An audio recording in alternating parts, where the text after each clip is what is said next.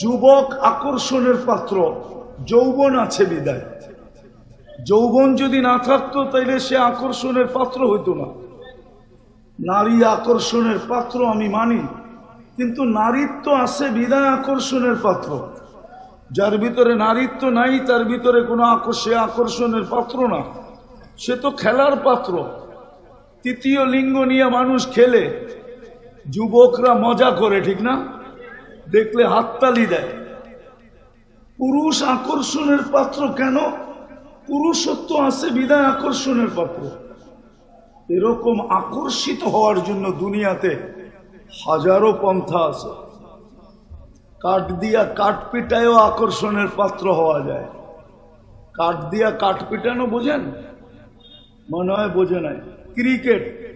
ক্রিকেটের বলটাও কিন্তু কাঠের, আর পিটায়ও ব্যাটটা কি কাঠ দিয়া কাঠকে পিটায়। আকর্ষণের পাত্র না? আকর্ষণের পাত্র না? হ্যাঁ, অলরাউন্ডার, ঠিক না? ছক্কা মারতে দেরি, পুরা বাংলাদেশ গুঞ্জা উঠতে দেরি হয় না, ঠিক না? চিৎকার দিয়ে আকাশ বাতাল কাঁপাইতে দেরি করে না। হইতে পারে এটা দুনিয়া আকর্ষণের পাত্র হওয়ার জন্য, কিন্তু দুনিয়া নিয়ে আমার আলোচনা না। আমার আলোচনা হলো যে আল্লাহর কাছ থেকে আসছি আর যে আল্লাহর কাছে চলে যাব, যিনি এক ফোঁটা পানির থেকে আমাকে অস্তিত্ব দিছে, আপনাকে অস্তিত্ব দিছে। এই জন্যই মনে হয় আল্লাহ বলেন, সবাইকে সম্বোধন করে বলেন, মা কুনতা বিশাই হাল আতা আলাল ইনসানি হিনুম মিনাদ দাহর লাম ইয়াকুন শাইআম মাযকুরা। মানুষ যখন ব্যক্তিত্ব নিয়ে যখন চলে, আমি জানি না কয়জনে ভাবে, কিন্তু না ভাবে বিদায়ী মনে হয় কোরআন মানুষকে সতর্ক করতেছে যে তুমি যে এলেঙ্গায় ব্যক্তিত্ব নিয়ে ফিরতেছ, কোনোদিন ভাবছো যে তোমার অস্তিত্বই ছিল না? ছিল তো ছিল কি মা আম্মাহিনা, নিকৃষ্ট একটা পানির ফোঁটা। কোথায় ছিল এটাও তো আল্লাহ বইলা দিছেন, সালবি আবি কাওয়া ইবি উম্মিক, মার সিনায় ছিল, বাপের পিঠে ছিল। আল্লাহ বলে কোনো পদ্ধতি তো দুনিয়া আসে না ওটাকে বাহির করবে, আমরাই তো এক প্রসেসের মাধ্যমে ওটাকে বাহির করছি। যদিও জায়গা জানা আছে যে এটা মার সিনায় আছে, বাপের পিঠে আছে, কিন্তু বলেন ওইখানে যদি মাইক্রোস্কোপ দিয়ে খোঁজা হয়, টাঙ্গাইলে হাসপাতালের অভাব নাই, প্রফেসরদেরকে জিজ্ঞাসা করেন তো মাইক্রোস্কোপ দিয়ে খুঁজলে মার সিনায় পাওয়া যাবে কিনা? না বাপের পিঠে পাওয়া যাবে, না ওইখান থেকে মেশিন দিয়ে বাহির করে নেওয়া যাবে না। আল্লাহ এক প্রসেসের মাধ্যমে বাহির করছেন। এক প্রসেস আছে, ওই প্রসেস যখন হয় তখন নিজে নিজে দুই জায়গার থেকে বাহির হয়ে একত্রিত হয়। আল্লাহ বলে জমা তুফি বাতনি উম্মিক, তোমার মার পেটে একত্রিত করছি। গসাই তুফিল কে শাহ, পর্দা দ্বারা আবদ্ধ করছি। ফি সালাসি জুলুমাত, 3 অন্ধকারের ভিতরে। মা আম্মাহিনা, নিকৃষ্ট পানি। সুম্মা দামা, পরে রক্ত। সুম্মা মুদগা, পরে রক্ত পিণ্ড। সুম্মা এদামা, তারপরে কঙ্কাল। ও কাসাইতু আলাইহি লাহমা, এর উপরে গোশত আর চামড়ার আবরণ কুদরতি হাত দিয়া চড়ায় দিছে। আল্লাহ বলে একটুও ভাবো না, একটুও চিন্তা করো না আমি ছিলাম কি? আল্লাহ বলে অস্তিত্ব আমি দিছি, দিলেও কি হবে, নিশ্চয় অস্তিত্ব দিছি। মিসকিনা, বিলকুল নিশ্চয় আমাদের অস্তিত্ব। যুবক একটু ভালো মতে বোঝো, যৌবনটাকে কাজে লাগাও, নাইলে বেশি দিন যৌবন থাকবে না। এটাই সত্য। যৌবন চিরদিন থাকে না, বেশি দিন থাকে না।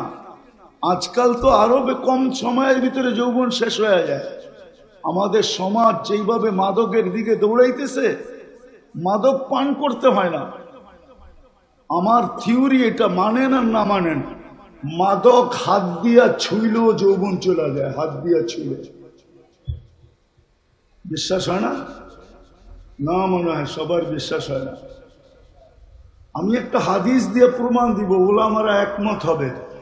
হজে যারা গেছে, হজে বা যারা যাবে, আরাফার থেকে যখন মুজদালিফায় আসে তো একটা জায়গা পড়ে বাতনুল ওয়াদি, পায়ে হাইটা যারা আসে, আল্লাহ রসুল বলছে ওই জায়গা যখন আসবে তো দ্রুত অতিক্রম করো, দ্রুত। বলছি ইয়া রাসূলুল্লাহ কেন? এইখানে তো আযাব আসছে হাজারো বৎসর আগে। তো আল্লাহ রসুল বলছে না, এটার ক্রিয়া এখনো রয়ে গেছে, দ্রুত পাগো। হইতে পারে এই আযাবের আসর বা ক্রিয়া তোমার গায়েও একটু লেগে যেতে পারে। আযাব কি? আল্লাহর লানত। কি? আল্লাহর মাদকও আল্লাহর লানত, 100% লানত। বিদায় এটা যে বহন করে ওরও যৌবন নাই। চ্যালেঞ্জ আমার সাথে, যে বিক্রি করে ওরও যৌবন নাই, যে সাপ্লাই দেয় ওরও যৌবন নাই, যেটা ছোঁয় ওরও যৌবন নাই। চ্যালেঞ্জ, একটা স্বাভাবিক যৌবনের সাথে চেক করে দেখো আর যৌবন স্বাভাবিক না। আমি চ্যালেঞ্জ দিলাম, চ্যালেঞ্জ। কেন? এটার সাথে আল্লাহর লানত। বিধায় আমাদের যুবকদের যৌবন যেইভাবে চলে যেতেছে, অতি তাড়াতাড়ি এটাকে কাজে লাগাও। এটাই বুঝাইতে চাইছিলাম যে যুবক ভালো মতে বোঝো। অস্তিত্ব কিন্তু আল্লাহ দিছে আমাদেরকে, আল্লাহই তোমাকে যৌবন দিয়া ভরছে।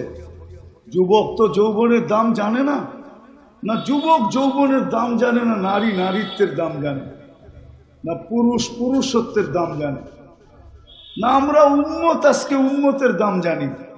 আমরা উম্মতের দাম জানি না, যে এই উম্মতের দাম কত জানি না আমরা। জানলে উম্মতের আজকে এই দুর্দশা হইতো না। বর্তমানে মুসলমান উম্মতে মোহাম্মদী, আমি তো বলি সারা দুনিয়ার চোখে আমরা আগাছা। আগাছা বোঝেন তো? আগাছার যেরকম কোনো দাম নাই, সারা দুনিয়ার চোখে মুসলমানের কোনো দাম নাই। মুসলমান এরকম আগাছা হইল কেন? আমি বুঝাইতে চাইতেছি আপনাদেরকে, মুসলমান কেন আগাছা হইল, অথচ সংখ্যায় 200 কোটি। আমি প্রমাণ দিব মুসলমান কিভাবে আগাছা হইল। কয়শো কোটি?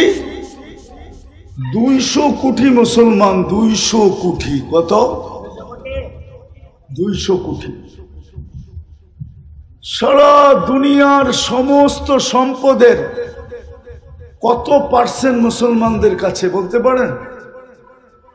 সারা দুনিয়ার ধন সম্পদের 70% মুসলমানদের কাছে। কত? 70% মুসলমানদের কাছে। বিশ্বাস মনে হয় অনেকের হয় না, ঠিক না? বাড়িতে যে গুগলে সার্চ দিয়ে দেখেন, আমি তাহকিক করে বলতেছি 70% সম্পদ মুসলমানদের কাছে। দুনিয়ার সবচেয়ে বড় টাকা মুসলমানদের কাছে। মুসলমানদের চেয়ে বড় টাকা কারো কাছে নাই। ডলার আর পাউন্ড আর ইউরো, অস্ট্রেলিয়ান ডলার আর কানাডিয়ান ডলার, সব আরে সিঙ্গাপুরি ডলার, সব নিচে। দুনিয়ার সবচেয়ে বড় টাকা কুয়েতের কাছে। 1 টাকায় $5 পাওয়া যায়। $5।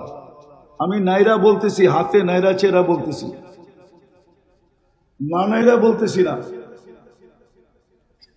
1 টাকায় $5 পাওয়া যায়। দ্বিতীয় দুনিয়ার সবচেয়ে বড় টাকা হলো বাহরাইনের কাছে। তৃতীয় দুনিয়ার সবচেয়ে বড় টাকা হলো ওমানের কাছে। চতুর্থ দুনিয়ার সবচেয়ে বড় টাকা ব্রুনাইয়ের কাছে। 4টা তো দেশ দেখাইলাম, সবচেয়ে বড় টাকা। তারপরও মুসলমানের এই আগাছা কেন? আগাছা আমি প্রমাণ দিতেছি আপনাদেরকে। আগাছা যদি মুসলমান না হইতো তাহলে 200 কোটি হওয়া সত্ত্বেও, দুনিয়ার 70% সম্পদ মুসলমানের কাছে থাকা সত্ত্বেও দুনিয়ার সবচেয়ে বেশি ব্র্যান্ড কারা ব্যবহার করে জানেন? মুসলমানের চেয়ে ব্র্যান্ডের জিনিস কেউ ব্যবহার করে না। সবচেয়ে বেশি ব্র্যান্ড ব্যবহার করে মুসলমান। বলেন KFC সবচেয়ে বেশি খায় কারা? খাওয়া দেখাইলাম আগে, খায় কারা? মুসলমান।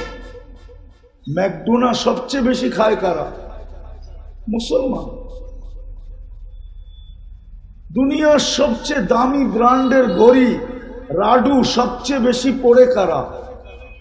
মুসলমান। হ্যাঁ, রোলেক্স সবচেয়ে বেশি পড়ে কারা? যদি মুসলমানই না পড়তো দুনিয়ার কোনো দেশে দেখাইতে পারবেন না জুতা 20 লাখ টাকা। কত?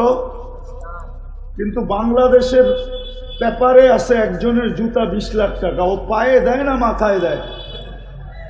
হ্যাঁ, 20 লাখ টাকারটা পায়ে দেয়। ওটা তো মাথায় দেওয়া উচিত, ঠিক না? কি নাই পেপারে? নেটে সার্চ দিয়ে দেখেন 20 লাখ টাকার জুতা কার। নেটে সার্চ দেন, পাবেন। বাংলাদেশের মানুষ 2.5-3 লাখ টাকা দামের টি শার্ট পরে না? পড়ে না? হ্যাঁ, পড়ে না?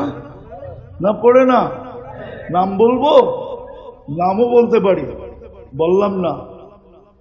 2.5-3 লাখ টাকা দামের টি শার্ট পরে, গেঞ্জি পরে 70-80 হাজার টাকা দামের গেঞ্জি। আমি জানি না আন্ডার প্যান্ট কত দামের পড়ে। যদি গেঞ্জি এত টাকা দিয়ে পড়ে তাহলে আন্ডার প্যান্ট কমসে কম 15-20 হাজার টাকা তো হবেই, ঠিক না? হ্যাঁ হ্যাঁ, অথচ ইউরোপিয়ানরা 200 টাকার উপরে বিকেনি পড়ে না। মুসলমান সবচেয়ে বেশি ব্র্যান্ড ব্যবহার করে। যত টাকা বাংলাদেশের ছেলেরা শুধু চুল কাটাইতে দেয়, চুল কাটাইতে, এইখানে বহুত কম পাওয়া যাবে 500 টাকার নিচে চুল কাটে। কেননা নেটের থেকে চুলের ডিজাইন চয়েস করে সারা রাত্র 2 বন্ধু মিলা, তারপরে স্ক্রিনশট দেয়, তারপরে সেলুনে নিয়ে যায়। সেলুনওয়ালা দেখেই চক্ষু কপালে উঠে বলে এই ডিজাইন এত 500-র কমে হবে না। ও খুশি খুশি কাইটা আসে। জিজ্ঞেস করে ঈদের সময় তো 1000 টাকা দিয়ে চুল কাটে না? কাটে না? তারপরও 4 ঘন্টা সিরিয়ালে বসে থাকে। আমি দুনিয়া ঘুরে বলতেছি, আমার উন্নত দুনিয়া বাকি আছে শুধু একটা, নিউজিল্যান্ড। আর কোনো উন্নত দুনিয়া বাকি নেই। আমি তো গত 22 তারিখে আসছি কোরিয়ার থেকে। জুলাইয়ের 18 তারিখে গেছি আমি ইংল্যান্ড।